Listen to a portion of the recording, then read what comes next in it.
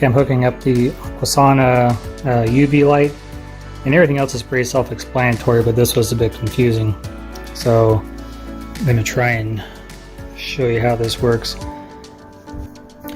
So the instructions are pretty vague, but this spring goes inside, like so. Then this light, you cannot touch the actual bulb itself. If anyone's done anything with fluorescent bulbs like this knows that you don't want to get oil on it. So we should be able to slide this down there, and it should hit that spring. Should. This is the problem I was having before, is I don't feel it hitting the spring.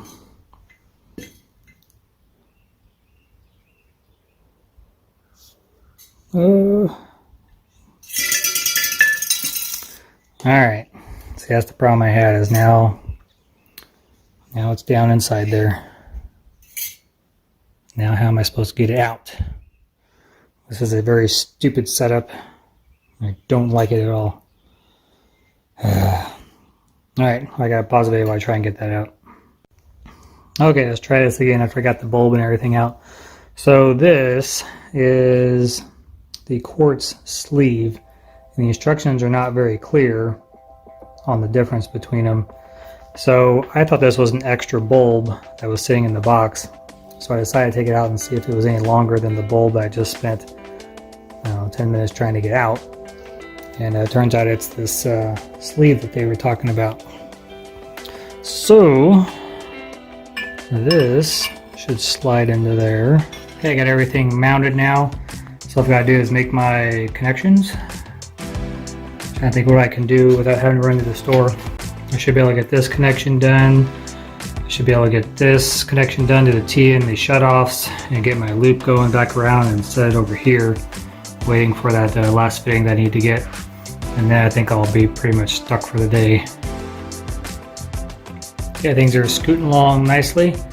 I typically don't like using 90s like this. I'd rather have a sweeping elbow, but trying to conserve space and keep me away from my sub panel there as much as possible.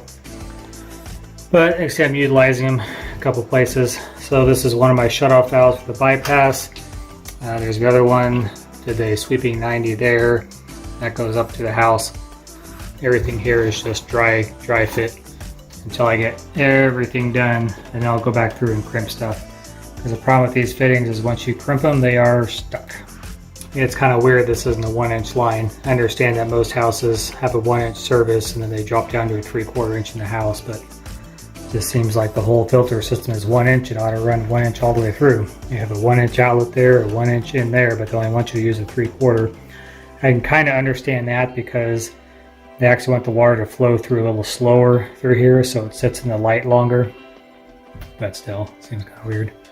So you go from 1 inch out down to a 3/4. Why don't they just make these 3/4 inch fittings? Why don't they just make that a 3/4 inch fitting? But whatever, it's no different than the dang, whole pump system that goes from, back and forth between 1.25 and 1 inch. 6 or 7 times it seems. It doesn't make any sense. But filter system's all done, the bypass loop is in, and everything's pressurized. I don't have any leaks I'm aware of. At least there wasn't any leaks here a little bit ago. Nope, it's all good. I haven't turned the UV light on yet. We're not really using the actual water or anything currently. Looks like I plug it in to see what it does. Blows up on me or something.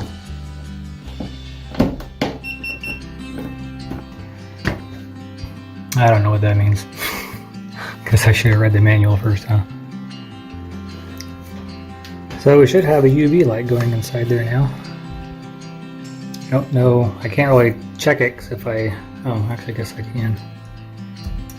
Go like this. Ta-da! There it is. We know it's working.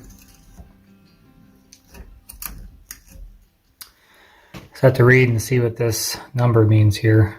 I read the instructions here, so that is a day timer. So as the days count down, it'll tell me how many days are left before I'm supposed to change the bulb, and then the green light will change to a yellow light when I'm within 30 days. And then when it gets down to 7 days, it'll start beeping at me. So that's what it is. That's basically a countdown clock. So I turn the lights off real quick. You can see the UV light through the PEX tubing. So you can see a digital off to the left, and there's my inlet at the bottom and my outlet at the on the left-hand side there. I remember watching another video of someone doing this, and them talking about the UV light being bad on PEX.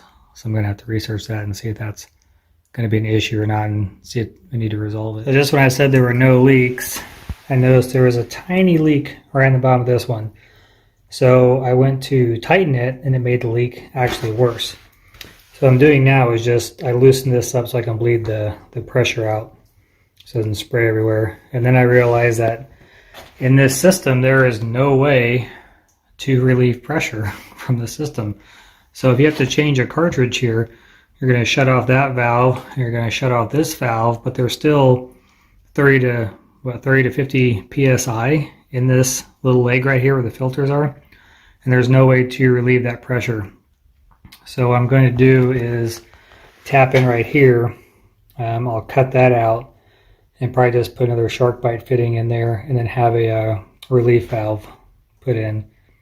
So if we ever have to do this in the future, at some point I'm going to have to change these filters out, and I'm going to change all the filters at some point.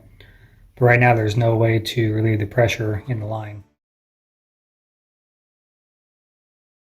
What I'm doing right now is I got this smart water monitoring shutoff. So what this should allow me to do is to actually see how much water we're using. I have a general idea, just because when we run out of water I have to go get it. Like right now we're in a drought, so I've been having to go get water quite a lot for the last few months. I've always wanted a meter. So this one is from Fizzlife, and it should allow me to monitor it from an app on my phone, which I will download and go over that with you guys when I figure out how to use it. And it should also automatically shut off if we get a leak inside the house. I'm going to go ahead and open her up to see what we got here. A couple extra seals and manual. I'm kind of interested more in how the size of, oh, that's a lot smaller than I thought. Okay. That is better. I was thinking it was going to be like this big. Look at the picture on the front here. I guess that lines up pretty well size-wise. For some reason I was thinking it was going to be a lot bigger than that. That's good. Good. So this is the 3/4 inch or 1 inch model. Looks like there's some adapters there to drop it down to a 3/4 inch, which I do not need. There's some extra seals in there and a reducer. Man, that's a lot of Teflon tape. That's a big hunking thing of Teflon tape, which is good because the last plumbing thing I got had Teflon tape and it was pretty wimpy. I ended up having to redo it all with something better, so hopefully that's decent quality. Plug, looks like that's USB to whatever power hooks up on there. And nothing below. So that's it. Okay, I'm going to try and get the app on here. So it's got a QR code. So I will just put that on my camera, hit the link that pops up. Takes me to their website. Let's see what that does. Okay, so that takes me to Google Play. Go ahead and install it. And on the top here, while that's installing, it's got a instructions on how to pair it. So it is added. It gives me the temperature, a flow rate, how much I've used today, last 24 hours, last 7 days, last month. I can turn the protection on and off. I can open and close the valve. So it really doesn't matter if this is upside down or not, because all the information that I wanted is literally right here. So that's what I was wanting to do, to see if I have to put this the other way. It's really not going to matter, looks like. So that all works. Good deal. So So I can go ahead and put this upside down, which I didn't want to do, but that's just how it's got to be. So I can go ahead and finish with my install here. So anyways, we're all set back up now. Make sure I got all my fittings actually tightened. I've done a couple of these where I have not tightened them. I hit closed. I can hear it closing. It says closing on there. It's flashing closed. When it gets all the way, it should stop flashing. Okay, now it says closed on there. Oh, it has the time too. Oh, that's cool. So it's upside down, but it has the time. All right. I wish you could, man, I think in the future, if the makers of this are watching, oh, there was a screen on there. It'd be awesome if you could flip it around somehow. I don't know how you would do that. Maybe instead of having buttons here that tell you what it is, have it written on the screen and just have 4 buttons.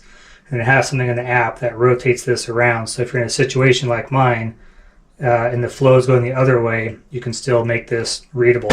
And then let's see, on my app here, it's showing my temperature is in Celsius, 18.8 Celsius. I gotta figure out how to change all that. I wonder if I can do it on here. Settings.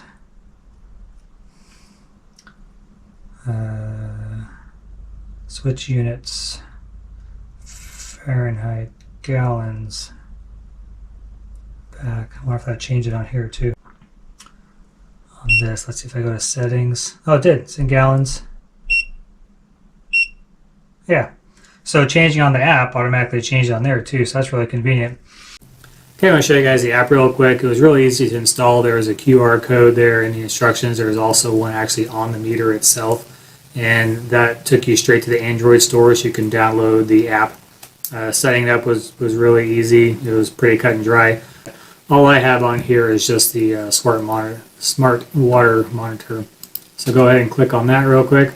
So I did let this run a few days since I got the system all set up. So today we've used 17 gallons at the house in the last 24 hours. You can see we had a couple spikes in here where someone was probably taking a shower. A couple things throughout the morning looks like. And then on the 7-day, so we set up there on the 9th, today's the 13th. This day, we had 232 on the 10th. Natalie did laundry that day, I know. So laundry is like the biggest pull of water in our house. So it's kind of cool to have this just to see where things are going and how we are using our water.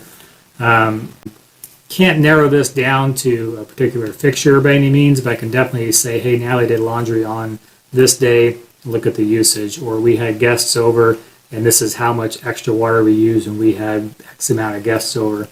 So that's pretty cool to see. Also, I can keep track now of what our monthly usage is. So for the month right now, 552. This also has a valve on here where I can open and close it from my phone. And then the protection is on, so it's a leak protection. So if it detects that there is water moving through it at an odd rate, it will shut it off. Okay, well that's pretty much the app. It's very simple. You just have your valve on, your protection on, shows your usage, shows you your temperature, breaks down by what's going on right now for today, the last 24 hours, 7 days, and a full month. So the more I use this, I'll probably report back if anything happens to go wrong or changes with it.